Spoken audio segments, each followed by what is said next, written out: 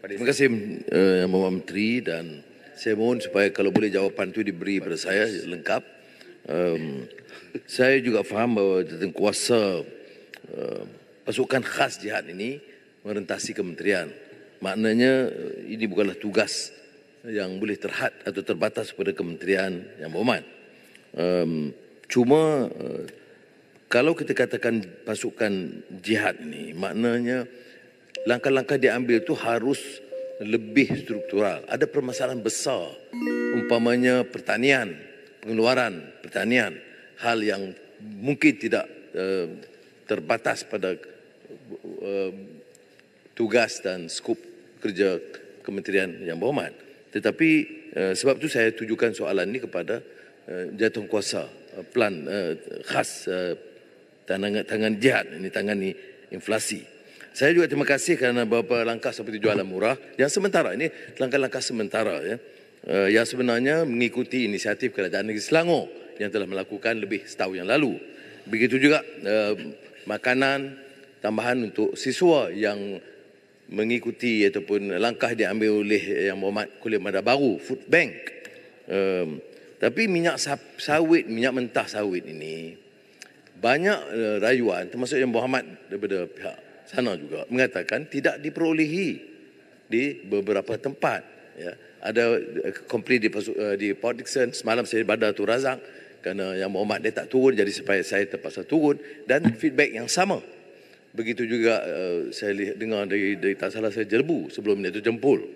Jadi tapi cadangan kita yang lebih serius iaitu menekankan supaya syarikat-syarikat besar yang mencatat keuntungan 0.5 bilion, 1 bilion ringgit setahun, mengapa tidak boleh kita cap 10% jual dalam negeri supaya tidak membebankan kerajaan berbilion ringgit.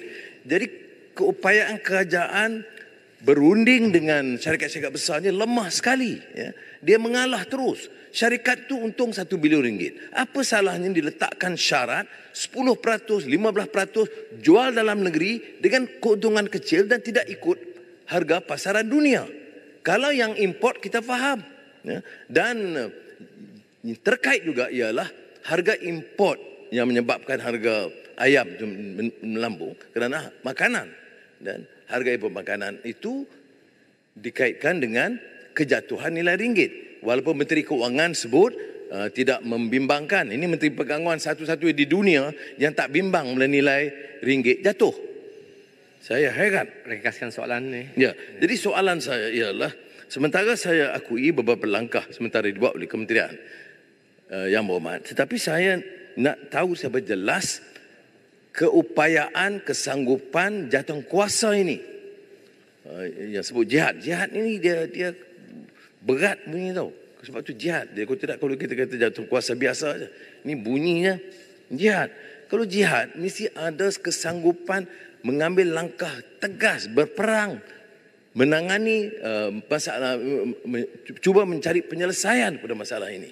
Ini nak berunding dengan syarikat besar kelapa sawit pun tak sanggup. Jadi ini yang saya nak tanya, nak tegaskan kepada Yang Berhormat. Apakah langkah-langkah yang lebih struktural yang dianggap perubahan dasar untuk menjamin harga ini tidak tinggi, ya? Kerana sikit saja lagi Yang Berhormat, ya, iaitu apa ni, Malaysia kadar inflasi makanan tu yang penting, ya, masih tinggi. Lebih tinggi dari Singapura, lebih tinggi daripada Brunei, lebih tinggi daripada Vietnam. Tahniah kerana lebih rendah daripada Myanmar. Jadi kita selalu catat kejayaan berbanding dengan Myanmar. Betul-betul. Macam susu, keju, telur. Kadar inflasi masih 9.4%. Itu tinggi bagi rakyat biasa. Terlalu tinggi. Ini yang saya minta penjelasan daripada Yang Berhormat. Terima kasih Pak Disan, sila. Jihad naik kan. Tuan Ini Ketua, ya, soalan dia banyak. Jadi saya cuba jawapan yang ada pada saya.